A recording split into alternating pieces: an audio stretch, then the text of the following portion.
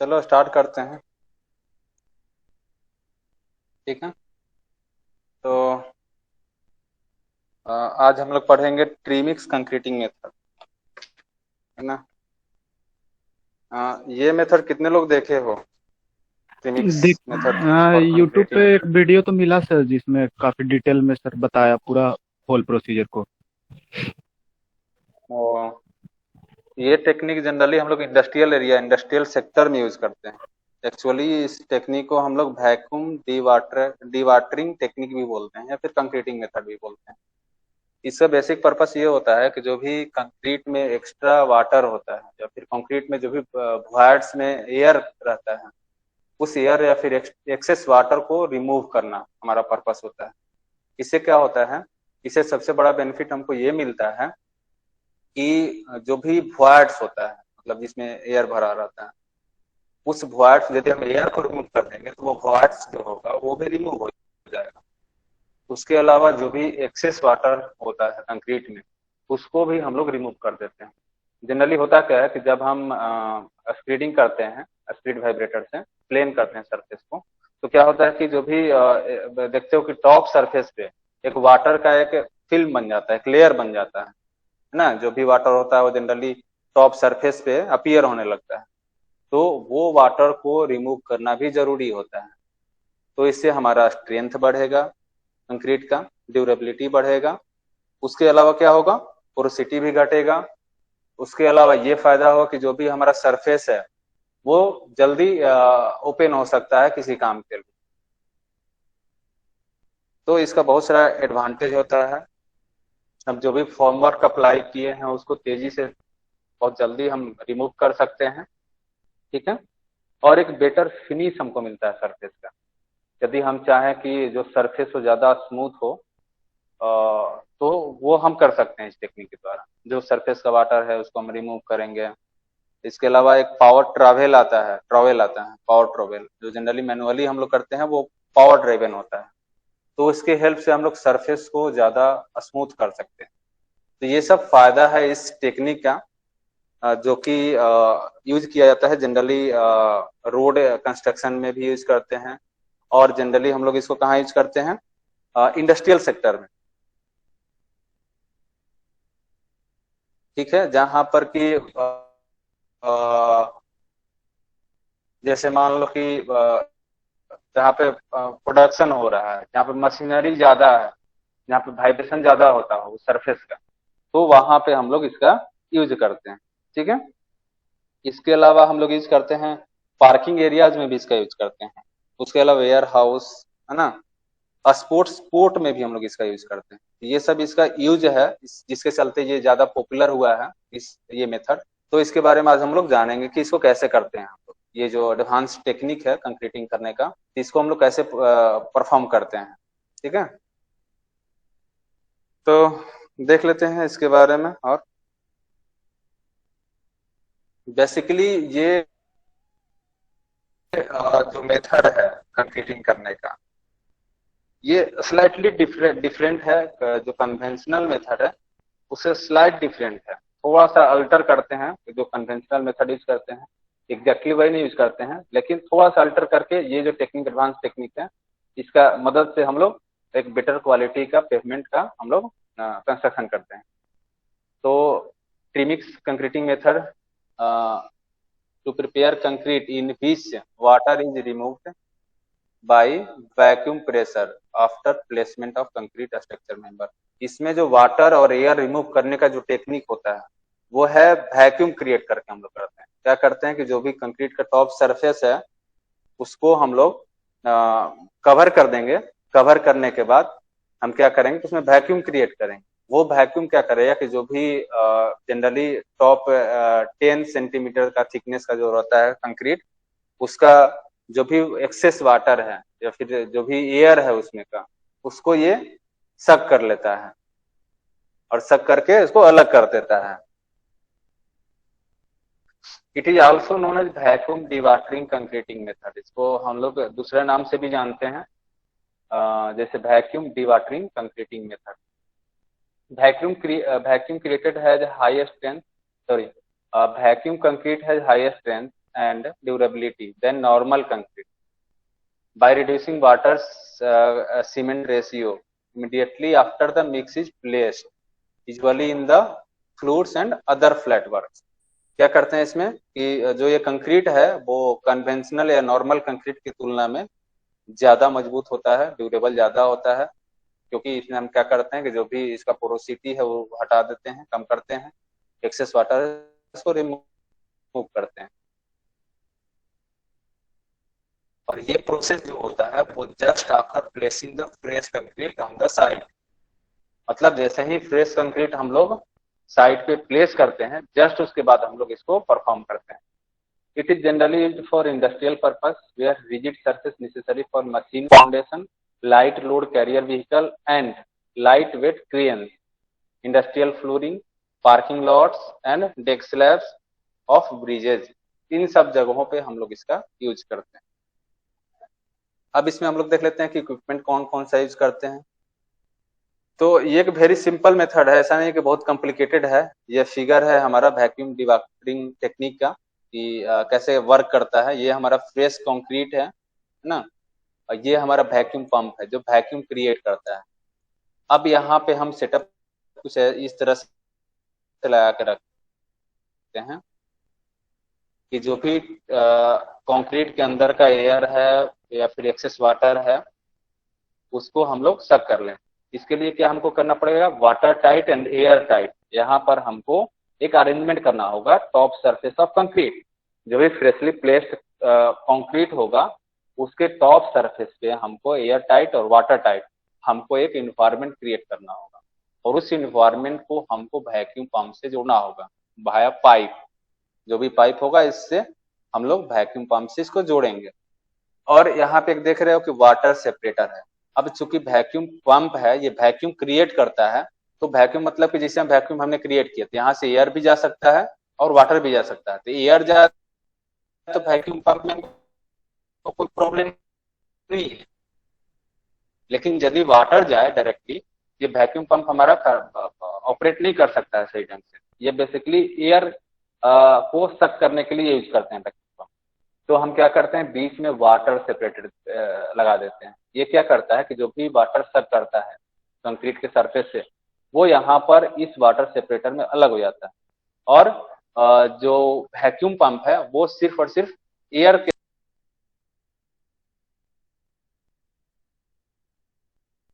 ये डिस्क्राइब कर दिए थे ना फिगर को।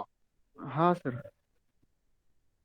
ये इसका जो कंपोनेंट है जो भी ये वाला, ये किए कि कम नहीं किए हैं? ये नहीं नहीं सर, किए हैं सर। नहीं किए इक्विपमेंट सर। को यूज करते हैं नहीं किए हैं, ये फिगर बता दिए हैं। हाँ फिगर सर। बताएंगे? हाँ यस फिगर सर। बताएं सर। चलो, हमको पता ही नहीं चला।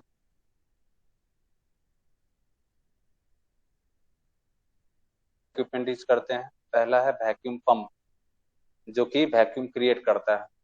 यहाँ पे हमने जो है ये सबसे अहम इसी का रोल होता है। दूसरा है वाटर सेपरेटर, वो भी बताया हमने कि वाटर सेपरेटर यहाँ पे है, ये है वाटर सेपरेटर। उसके बाद है फिल्टर पैड। ये फिल्टर पैड क्या करता है कि जो भी हम सरफेस पे हमने बताया कि यहाँ पे कि ऐसा एनवायरनमेंट क्रिएट करते हैं कि जो कि वाटर टाइट भी हो, एयर टाइट भी हो, और इसमें स्क्रीन्स लगा रहता है, वायर मेश रहता है ऊपर में और नीचे में फिल्टर रहता है फाइन। वो फिल्टर क्या करता है कि चूंकि टॉप सरफेस पे कंक्रीट का जो भी वाटर आएगा वो सिर्फ और सिर्फ वाटर नहीं रहेगा, वो सीमेंट के साथ मिक्सअप रहेगा। तो हमारा एक टास्क ये भी रहेगा कि सिर्फ और सिर्फ वाटर को सक करना, सीमेंट को सक नहीं करना। तो उसके लिए हम यहाँ पे क्या करते हैं, बॉटम में भी हम फिल्टर लगा देते हैं, टॉप में भी एक फिल्टर रहता है और बीच में वायर मेश रहता है। वायर मेश चूंकि एक बेटर इन्वायरमेंट क्रिएट करना, थोड़ा सा स्पेस जनरेट करने के लिए, सो दैट कि वैक्यूम जो प्रोसेस है वो प्रॉपरली एग्जीक्यूट हो सके, तो वो थोड़ा सा स्पेस क्रिएट करता है। ये नीचे वाला फिल्टर क्या करता है कि ये सेपरेट करता है वाटर को सीमेंट से, और ऊपर वाला भी इसी तरह कुछ हेल्प करता है इसका। मतलब तीन टाइप का, तीन लेयर में, बॉटम फिल्टर, मिडिल फिल्टर जो जनरली वायर मेश होता है, और फिर एक टॉप में फिल्टर हम लोग लगाते हैं। ये इस तरह का हमारा फिल्टर मीडिया हो गया, फिल्टर पैड। उसके अलावा स्क्रीड बोर्ड या फिर वाइब्रेटर होता है, स्क्रीड बोर्ड वाइब्रेटर। ये जनरली एक टाइप का वाइब्रेटर है। जनरली ये लेंथ वाइज होता है। जैसे गांव देहात में तुम लोग देखते हो खेत को जो प्लेन करने के लिए हम लोग यूज करते हैं, क्या बोलते हैं इसको? जैसे बरसात के सीजन में, अभी धान का सीजन चौकी आने वाला है। चौकी देते हैं सर।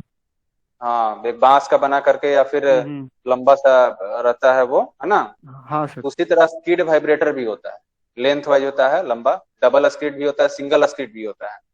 बेसिकली ये क्या होता है कि पाइप होता है, आयरन का हो या जिस जिस चीज का हो, और उसके मिडिल पोर्शन में एक वाइब्रेटर अटैच कर देते हैं, और धीरे धीरे उसको हम लोग, देखो हम दिखाते हैं स्पीड वाइब्रेटर।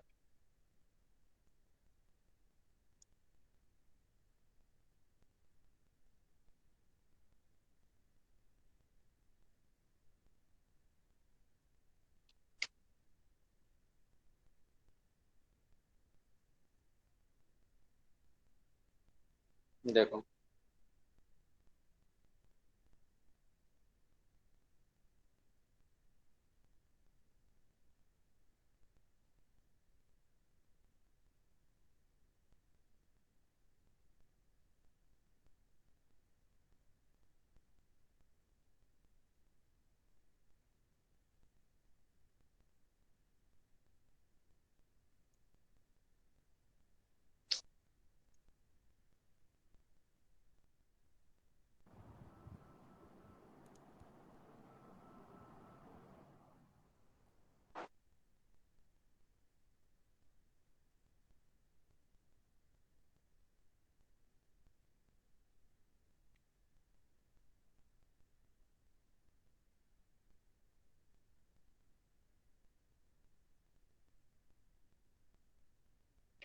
देखो ये डबल बीम हो गया स्किड वाइब्रेटर।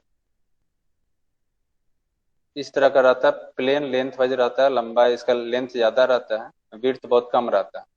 और सेंट्रल सेंट्रल रीजन में क्या करते हैं कि एक वाइब्रेटर अटैच कर देते हैं। इस तरह से ये क्या करता है, सरफेस को स्मूथ करता है और कंपैक्ट करता है।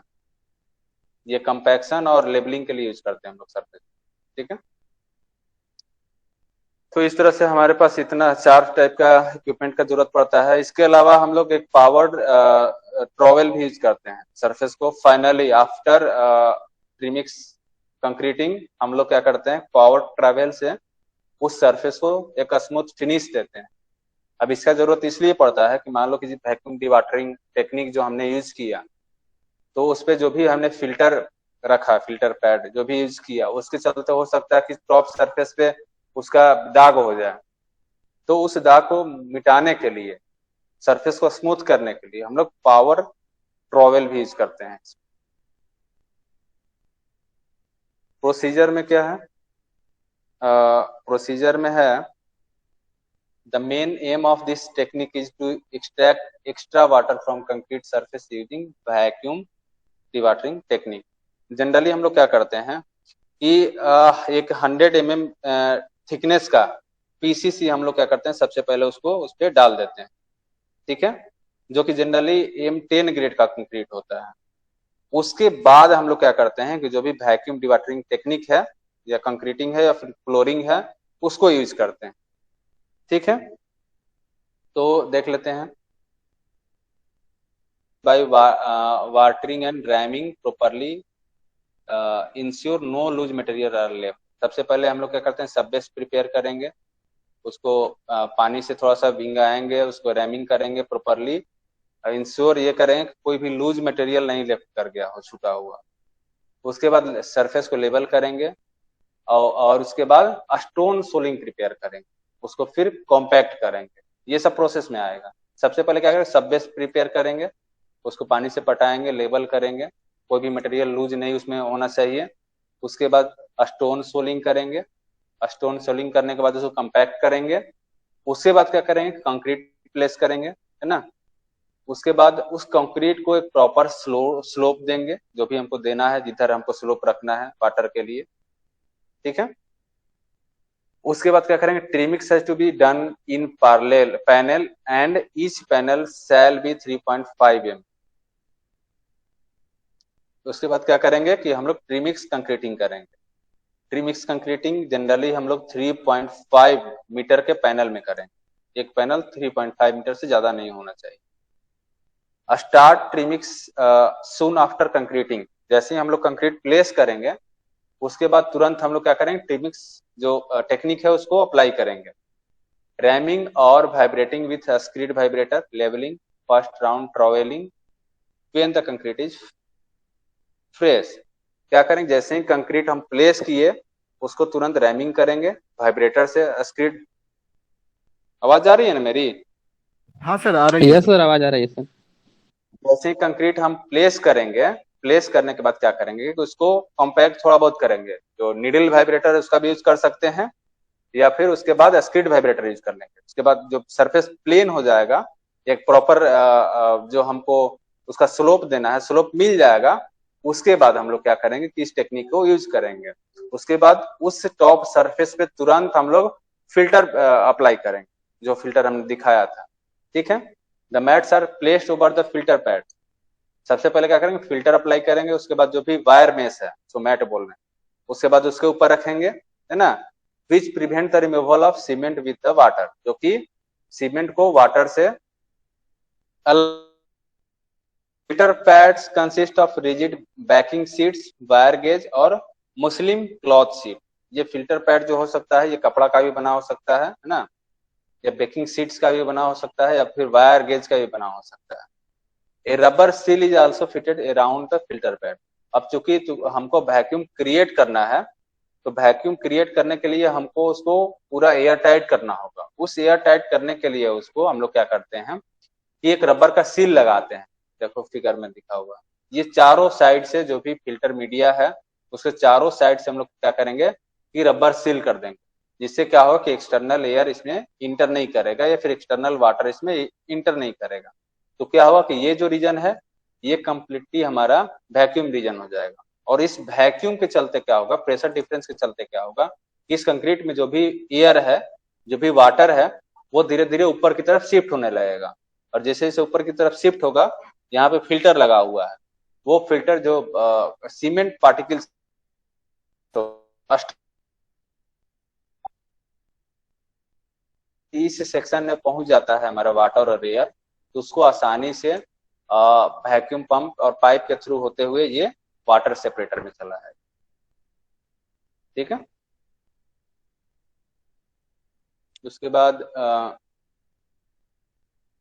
Water is extracted by vacuum and stored in the water separator. जो वाटर होगा वो अलग हो जाएगा और वाटर सेपरेटर में जाकर के जमा हो जाएगा। The magnitude of water removal is equal to the contraction in the total volume of the concrete। हाँ, एक चीज और हमको ये हमेशा ध्यान रखना होगा कि जो हमको थिकनेस देना है पेवमेंट का, है ना, तो इसमें होता क्या है कि जैसे हम वैक्यूम डिवाटरिंग टेक्निक हम लगाते हैं तो वाटर निकालते हैं, तो वाटर निकालेंगे तो कहीं ना कहीं टोटल वॉल्यूम में उसका कमी आएगा। टोटल वॉल्यूम में जो रिडक्शन होगा वो हम डेप्थ के टर्म में मेजर करेंगे। तो generally 2 to 3% reduction in concrete layer होता है डेप्थ वाइज। ठीक है, क्या होता है कि टोटल वॉल्यूम का करीब करीब 2 से 3% ये रिडक्शन होता है, यानी 2 से 3% जो वाटर होता है उसको ये एब्जॉर्ब करता है, उसको ये रिमूव करता है, जो कि कंक्रीट में ऑलरेडी है। तो 2 से 3% हमारा वॉल्यूम रिड्यूस करेगा, तो 2 से 3% तक हमारा थिकनेस भी रिड्यूस करेगा। तो हमको इस बात को ध्यान देना होगा कि जो भी थिकनेस हमको चाहिए, मान लो कि 10 mm का चाहिए, तो 10 का जो भी है, अब आफ्टर थी इस टेक्निक के बाद क्या होगा कि 2 से 3% का वॉल्यूम रिडक्शन होगा, तो उसके हिसाब से हमको एडिशनल जो डेप्थ होगा वो स्टार्टिंग में ही प्रोवाइड करना होगा, सो दैट कि आफ्टर रिमूवल ऑफ वाटर जो वॉल्यूम में रिडक्शन होगा वो हमको अप्रोप्रिएट जो भी डिजाइन वैल्यू है या फिर जो भी हमको रिक्वायर्ड वैल्यू है डेप्थ का, वो हमको अचीव हो जाए। ऐसा नहीं कि हमको 10 mm का थिकनेस का चाहिए 10 mm हम डालेंगे, हम 10 mm से बढ़ा के डालें, सो दैट उसका 2 से 3% हमारा 10 mm आए। समझ में आया? हाँ सर, समझ गए। अब एडवांटेज की बात कर लें तो both workability and high strength are achieved simultaneously. Workability और हाई स्ट्रेंथ दोनों एक साथ हमको अचीव होता है, क्योंकि वर्केबिलिटी हिसाब से अचीव होगा कि हम वाटर कंटेंट यदि हम ज्यादा स्टार्टिंग में भी रखे हैं तो वर्केबिलिटी ज्यादा होगा, काम तो आसानी से कर लिए, लेकिन वही जो एक्स्ट्रा वाटर हम ऐड किए हैं उसको हम रिमूव भी कर लिए। रिमूव कर लिए तो हमारा स्ट्रेंथ पर ज्यादा इफेक्ट पड़ेगा, स्ट्रेंथ हमारा पहले की तुलना में बढ़ ही जाएगा। Reduction in water cement ratio में increase the compressive strength by 10 to 50%। जब हम वाटर सीमेंट रेशियो रिड्यूस करेंगे, क्योंकि जब भी हम वाटर सीमेंट रेशियो एक्चुअल में लेते हैं वो डिजाइन वैल्यू से हमेशा ज्यादा रहता है। हमेशा कहीं भी साइट पे चले जाओ, तुम अपना घर बनवाओ या फिर रोड कंस्ट्रक्शन थ्रू किसी भी कंपनी होता है, वहां पे इतना वो प्रोसीजर फॉलो नहीं होता है, उतना डिजाइन क्राइटेरिया फॉलो नहीं करता है सब, क्योंकि काम करने वाला इंजीनियर नहीं होता है, वहां लेबर होता है, और वो उसको काम करने में दिक्कत होगा तो वो कहीं ना कहीं पानी मिलाएगा, वो स्टिफ मिक्स में काम करना कभी नहीं चाहेगा, क्योंकि उसमें उसको ज्यादा मेहनत पड़ता है, चाहे वो कंक्रीट बनाने में हो या फिर प्लेस करने में या प्रॉपर शेप देने में हो या फिर प्रॉपर फिनिश के लिए। तो स्टिफ मिक्स हमेशा उसके लिए ज्यादा मेहनत वाला काम होता है, तो क्या करता है कि एडिशनल वाटर उसमें ऐड कर देता है। तो जो भी एडिशनल वो ऐड किया है उसको हम इस टेक्निक से रिमूव कर सकते हैं। तो यहाँ पे हमारा कंप्रेसिव स्ट्रेंथ कितना 10 से 50% तक बढ़ सकता है, and lowers the permeability. Permeability जो होगा वो हमारा घटेगा, ऑब्वियसली घटेगा, क्योंकि एयर और वाटर जो एक्स्ट्रा है वो हम रिमूव कर रहे हैं, तो परमेबिलिटी ऑफ कंक्रीट भी घटेगा। Enhances the wear resistance of concrete surface. जो भी कंक्रीट सरफेस का वियरिंग रेसिस्टेंस है उसको बढ़ाएगा, क्योंकि जो सरफेस है उसको उस पर हम ज्यादा वर्क कर रहे हैं। आफ्टर दिस टेक्निक हम लोग क्या पावर ड्रिवन जो ट्रॉवेल होता है उसको भी यूज कर रहे हैं। जो वियर रेसिस्टेंस होगा इस कंक्रीट सरफेस का वो बढ़ेगा। उसके बाद है surface is plain and smooth due to reduced shrinkage. जो भी सरफेस होगा वो प्लेन होगा, स्मूथ होगा, उसमें क्रैकिंग नहीं डेवलप करेगा, क्योंकि श्रिंकेज नहीं होगा उतना। इस हम जो भी श्रिंकेज का जो फैक्टर है वो पहले ही हम रिमूव कर दे रहे हैं, है ना। जो वाटर है, मेन कॉज क्या है श्रिंकेज का? वाटर, एक्सेस वाटर है, उसको हम पहले ही से हटा दें, ये श्रिंकेज वाला प्रॉब्लम नहीं आएगा। The formwork can be removed early and the surface can be put to use early। जो भी फॉर्मवर्क है जो हम लोग यूज करते हैं वो तुरंत हम लोग हटा सकते हैं, और सरफेस जो है वो तुरंत यूज के लिए उसको हम लोग ओपन कर सकते हैं, क्योंकि सेटिंग उसका तुरंत हो जाएगा उस कंक्रीट का। तो इसका ये सब बेनिफिट्स हुआ इस टेक्निक का। तो यदि हमारे पास टाइम का लिमिटेशन है, कमी है, तो इस टेक्निक का हम लोग यूज कर सकते हैं सरफेस को तुरंत ओपन करने के लिए। किसी कोई डाउट है तो बोलो।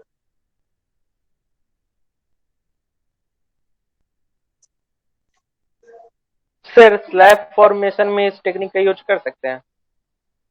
स्लैब मतलब पेवमेंट या स्लैब? रूफ स्लैब का बात कर रहे थे। रूफ स्लैब, रूफ स्लैब में यूज कर सकते हैं, क्या नहीं कर सकते हैं। जब हमारे पास देखो ना जो इक्विपमेंट है वो ज्यादा कुछ नहीं है, ज्यादा कुछ हैवी नहीं है, ये चीज है, ये मेन यही है, जो इसका वेट होगा यही होगा। तो इसको हम पाइप के थ्रू नीचे से भी कनेक्ट कर सकते हैं ना, ये पाइप से कनेक्टेड हो जाएगा। ये इस पोर्शन में वेट ज्यादा नहीं होगा, तो हमको सरफेस पे काम करने में मान लो फर्स्ट फ्लोर सेकंड फ्लोर ज्यादा कोई प्रॉब्लम नहीं होगा, कर सकते हैं, कोई दिक्कत नहीं। सर उसमें तो रूफ वगैरह में नीडल वाइब्रेटर से हैवी वाइब्रेटिंग का जरूरत पड़ता है ना सर, और यहाँ पे जो हाँ बताया कि डबल वाला है वो उतना वाइब्रेशन कर नहीं पाएगा सर। नहीं, मतलब डबल वाला देखो निडिल भी करते हैं, हम तो बोले हैं स्टार्टिंग में कि निडिल भी करते हैं, उसके बाद डबल जो डबल वाइब्रेटर है, डबल डेकर है, तो वो क्या करते हैं कि सरफेस को ज्यादा स्मूथ करने के लिए, सरफेस वाइब्रेटर है बेसिकली। निडिल वाइब्रेटर जो होता है वो सरफेस वाइब्रेटर नहीं होता है, समझ में आ रहा है? हाँ सर। निडिल वाइब्रेटर जो है सरफेस नहीं है, वो जो स्क्रीड वाइब्रेटर हम लोग यूज कर रहे हैं वो जनरली सरफेस वाइब्रेटर, वो सरफेस ज्यादा डेप्थ तक वो कंपैक्ट नहीं करता है। तो हम इस यहाँ पर दोनों वाइब्रेटर यूज करेंगे, सबसे पहले यूज करेंगे निडल वाइब्रेटर, उसके बाद हम लोग स्क्रीड वाइब्रेटर यूज करेंगे। जो स्क्रीड वाइब्रेटर है वो सरफेस को भी कंपैक्ट करेगा और सरफेस को फिनिश भी करेगा, और क्या करेगा जो भी टॉप लेयर्स में कुछ डेप्थ तक वो जो भी वाटर है उसको सरफेस पे ला देगा। कर सकते हैं ऑब्वियसली, लेकिन जनरली इसका हम लोग यूज नहीं करते क्योंकि मान लो कि जो रूफ स्लैब है उसको ढालने में हमारे पास कोई जल्दीबाजी नहीं रहता कि तुरंत हमको ओपन करना है इसको। यदि हम वहां पे वाटर सीमेंट रेशियो कंट्रोल वे में रखें तो इससे जरूरत नहीं पड़ेगा ज्यादा। ये जनरली इंडस्ट्रियल पर्पस में हम लोग यूज करते हैं, जहाँ पे जहाँ मशीन फाउंडेशन होता है या फिर जहाँ पे हमारा प्रोडक्शन होता है, जहाँ पे हमको फ्रीक्वेंट लोडिंग बार बार होता है, मतलब जैसे लोडिंग अनलोडिंग हुआ वहां पे, है ना। तो प्रोडक्शन के केस में ये सब इम्पैक्ट लोडिंग ज्यादा होता है इंडस्ट्रियल सेक्टर में, तो उस केस में ये ज्यादा इंपॉर्टेंट होता है कि सरफेस जो भी कंक्रीटिंग हम करते हैं वो ड्यूरेबल हो, इम्पैक्ट रेसिस्टेंट हो और वो जल्दी ओपन कर दें हम काम के लिए। इसमें जो जानते हो एक चीज और है, इसमें जो हम लोग रिइंफोर्समेंट यूज करते हैं इसमें डबल लेयर में यूज करते हैं। मतलब जैसे स्लैब में हम लोग करते हैं एक ऊपर के लेवल में भी हम लोग रिइंफोर्समेंट देते हैं, एक नीचे के लेवल में भी देते हैं। तो इसमें 2 लेयर में रिइंफोर्समेंट प्रोवाइड करते हैं। तो उसके बारे में हमने नहीं बताया क्योंकि वो टेक्निक से परे थोड़ा सा था। तो इस टेक्निक में हम लोग रिइंफोर्समेंट भी यूज करते हैं। और जो हमने स्टोन सोलिंग बताया, स्टोन सोलिंग यदि हम करते हैं तो ठीक है, नहीं करते हैं तो हम क्या करते हैं कि 100 mm का पीसीसी वर्क करते हैं, M10 ग्रेड का लगभग, उसके ऊपर हम लोग ये टेक्निक यूज करते हैं जिसका कि इसका भी थिकनेस 100 से 150 mm के अप्रोक्स होता है। जो भी इस टेक्निक का यूज करते हैं इस कंक्रीट का थिकनेस जो होगा 100 से करीब 150 mm होगा। ज्यादा थिकनेस का जो कंक्रीटिंग हम लोग करेंगे वो ज्यादा इफेक्टिव नहीं होगा इसके, क्योंकि ये जो वैक्यूम टेक्निक है वो यदि मान लो कि 150 से 200 mm थिकनेस हमने कंक्रीट का रखा है, तो उस केस में ये नीचे वाले वाटर कंक्रीट सेक्शन का वो वाटर सक नहीं कर सकता है, ये ज्यादा टॉप लेयर के लिए ही इफेक्टिव हो।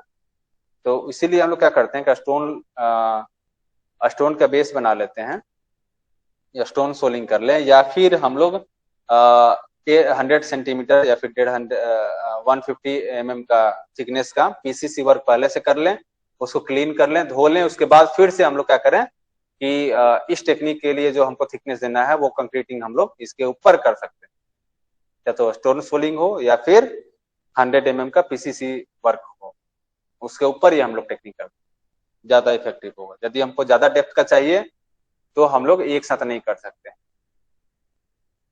तो उसके बाद इसमें जो हम लोग यूज करते हैं जनरली इस टेक्निक के लिए जो ग्रेड यूज करते हैं कंक्रीट का वो M22 M30 यूज करते हैं।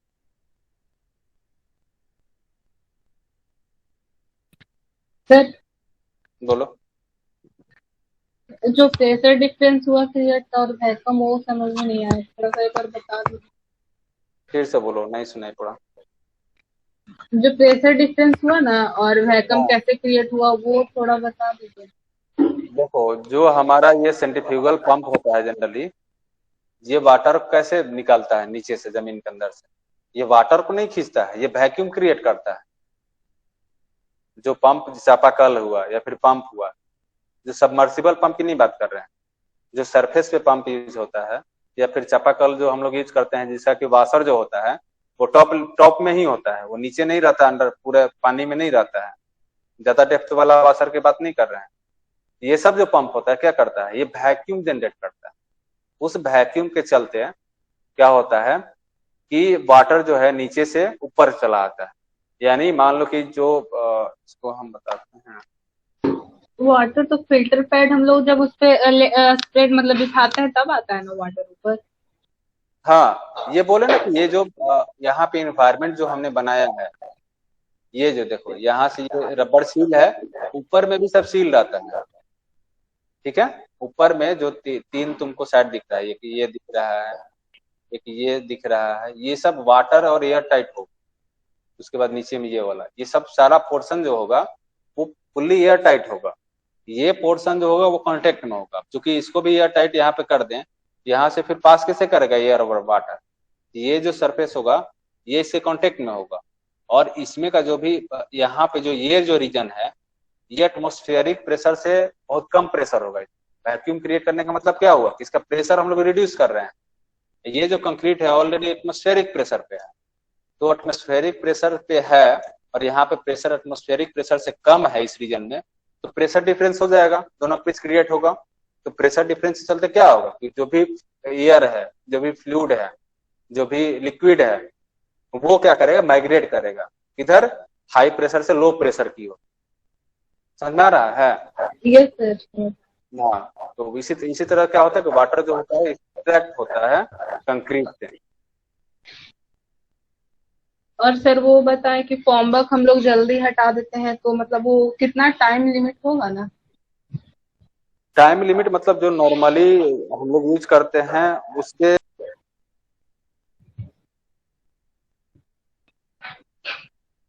हाँ यस। यस, पता नहीं क्यों कट कट जा रहा है बीच बीच में। Depend करेगा ना, मान लो कि तुम किस इन्वायरमेंट में हो, कितना जल्दी रिमूव करना है वो डिपेंड करेगा कि किस सीजन में तुम कर रहे हो, रेनी सीजन है, विंटर सीजन है, समर सीजन है, वो सीजन पे भी डिपेंड करेगा। लेकिन फॉर्मक तुम तुरंत इजीली हटा सकती हो, इसलिए कि जो कंक्रीट है, यदि वो लूज कंक्रीट है जिसमें वाटर कंटेंट ज्यादा है, तो क्या होगा कि वो अपना शेप मेंटेन नहीं कर पाएगा। फॉर्मर का मतलब क्या हुआ कि सिर्फ और सिर्फ सपोर्ट देना तब तक जब तक कि वो कंक्रीट अपने स्ट्रेंथ से स्टेबल नहीं रह पाए। हम उससे में भी चेक कर सकते हैं, जिसे मान लो फॉर्मवर्क लगाए हैं, तो थोड़ा सा हटा के देखेंगे यदि वो अपना शेप मेंटेन नहीं कर रहा है तो उसको छोड़ रहने देंगे, यदि मेंटेन कर रहा तो हटा सकते हैं। फॉर्मवर्क का पर्पस यही है ना कि आवाज मेरा रिटर्न हो रहा है वो।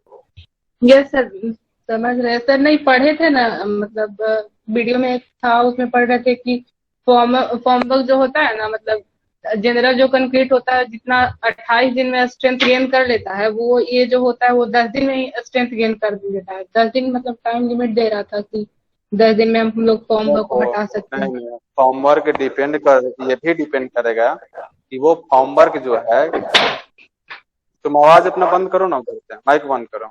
ठीक है। जैसे तुम स्लैब के लिए यूज करती हो, छत ढालने के लिए हम लोग यूज करते हैं ना, वो भी फॉर्म वर्क है ना। कॉलम के लिए भी यूज करते हैं, वो भी फॉर्म वर्क है। रोड के लिए यूज करते हैं जो साइड सपोर्ट के लिए, वो भी फॉर्म वर्क है। यदि तुम स्लैब की बात करोगे, फ्लोर स्लैब की बात करोगे, फ्लोर की, उस केस में तुमको तो वो प्रोसीजर फॉलो करना पड़ेगा जो 28 डेज का है या फिर जो भी नॉर्मली होता है, वो फॉलो करना पड़ेगा तुमको। हो सकता है स्लाइटली उससे थोड़ा कम समय लगेगा, ये तो बात सही है। लेकिन यदि तुम साइड सपोर्ट की बात कर रही हो, उसका लोड उस पर नहीं है, उस फर्मवर्क पे सिर्फ साइड से सपोर्ट है, उसमें तो तुम बहुत जल्दी रिमूव कर सकती।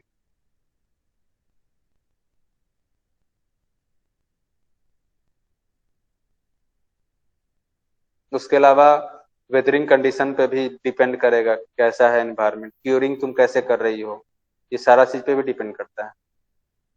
लेकिन यदि तुम कन्वेंशनल या नॉर्मल मेथड की बात करोगी तो उससे कह सकती हो, यदि वैसे 14 दिन में हम लोग हटाते हैं तो इसको 10 दिन में हटा सकते हैं।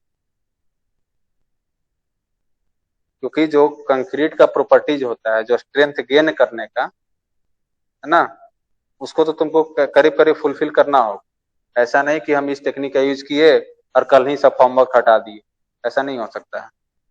थोड़ा सा इम्प्रूवमेंट होगा।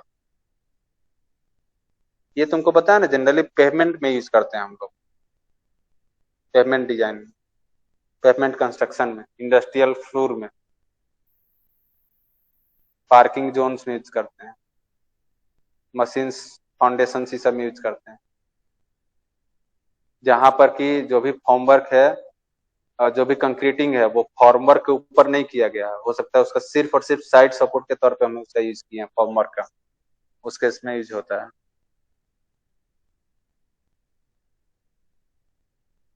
जो कंक्रीट है वो सफिशियंट स्ट्रेंथ गेन कर लेगा यदि वो रोड है, पेवमेंट है। तो जैसे नॉर्मली हम 4-5 दिन बाद ओपन करते हैं, तो हम इसको 2-3 दिन बाद ही ओपन कर सकते हैं ट्रैफिक के लिए या फिर वर्क के लिए।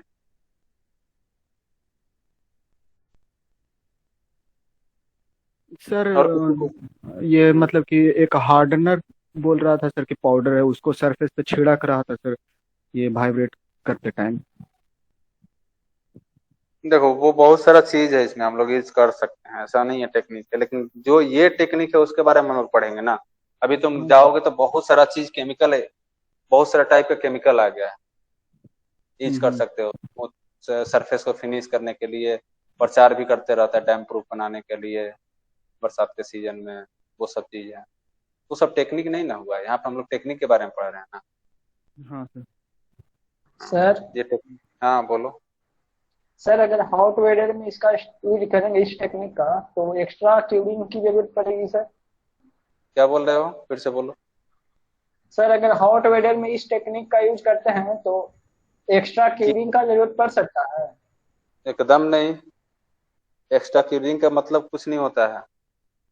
क्यूरिंग इसलिए प्रोवाइड करते हैं हम लोग कि जो भी टॉप का जो सरफेस है ना, उसका जो मॉइस्चर है वो रिमूव हो जाता है ना, जो एक्चुअल कंटेंट होना चाहिए वो रह नहीं पाता है, तो उसको मेंटेन करने के लिए हम लोग सिर्फ क्यूरिंग करते हैं। जो रिएक्शन, केमिकल रिएक्शंस के लिए हमको वाटर की जरूरत पड़ता है ना, वो वाटर को मेंटेन रखने के लिए हम लोग यूज करते हैं। टॉप सरफेस पे क्या होता है कि रिएक्शन वाला वाटर भी इवेपोरेट कर जाता है, तो सही से रिएक्शन नहीं हो पाता है। क्यूरिंग तो तुमको किसी भी पीरियड में करना पड़ेगा। हाँ, हो सकता है रेनी सीजन हो तो कम करना पड़े, इन्वायरमेंट में मॉइस्चर ज्यादा हो तो जरूरत नहीं पड़े, क्योंकि उस केस में क्या होता है कि इवेपोरेशन लॉस कम होता है, जिससे बरसात के सीजन में तुम लोग भी देखते हो कि कपड़ा जल्दी सूखता नहीं है। तो यदि कपड़ा जल्दी नहीं सूखेगा इसका मतलब क्या हुआ कि एटमॉस्फेयर में इन्वायरमेंट सर मॉइस्चर ज्यादा रहता है सर। ज्यादा है, यस सर। तो वो तुम्हारे कपड़े का जो भी मॉइस्चर है उसको रिमूव नहीं कर पा रहा है सैचुरेशन कंडीशन में। जब कपड़ा का मॉइस्चर नहीं रिमूव होगा, वाटर नहीं रिमूव होगा, तो कंक्रीट के सरफेस का भी नहीं होगा। वो डिपेंड करेगा, लेकिन तुमको क्यूरिंग तो करना ही पड़ेगा। ये क्या है प्रोसेस में, सिर्फ और सिर्फ excess air, excess water, starting में जो वाटर तुम डालते हो केमिकल रिएक्शन में पार्टिसिपेट होता है, बाद में जो तुम क्यूरिंग करते हो वो सिर्फ टॉप सरफेस का जो वाटर है केमिकल एक्शन में जो पार्टिसिपेट करता है वो इवेपोरेट करता है, उसको फुलफिल करने के लिए तुम डालते हो, क्यूरिंग करते हो। क्या नीचे में भी तुम करते हो? नीचे में सिरिंज लगा करके पानी डालते हो कभी कंक्रीट के डेप्थ वाइज? नहीं डालते हो, क्योंकि उस डेप्थ का जो मॉइस्चर है वो लॉस नहीं हुआ रहता है। जो सरफेस है वो इन्वायरमेंट के कांटेक्ट में है और उसी सरफेस का जो मॉइस्चर होगा टॉप में वही लॉस होता है। उसको फुलफिल करने के लिए हम लोग क्या करते हैं, क्यूरिंग करते हैं। वो कभी भी लॉस होगा, चाहे वो तुम हाई स्लम पहलू का या फिर हाई वाटर सीमेंट रेशियो का कंक्रीट तुम यूज किए हो, तब भी तुमको क्यूरिंग करना पड़ेगा। ठीक आया है समझ सर। में? Yes sir. आया समझ में ना? हाँ ठीक है। और बताओ, किसी को कोई डाउट है? में आ गया ना? हाँ सर, समझ रहे हैं, वाटर यस हो सर। रहा है। Yes sir.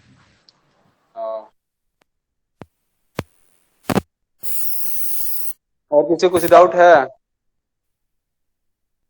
Hello? Yes sir. नहीं सर, अभी तो डाउट नहीं है।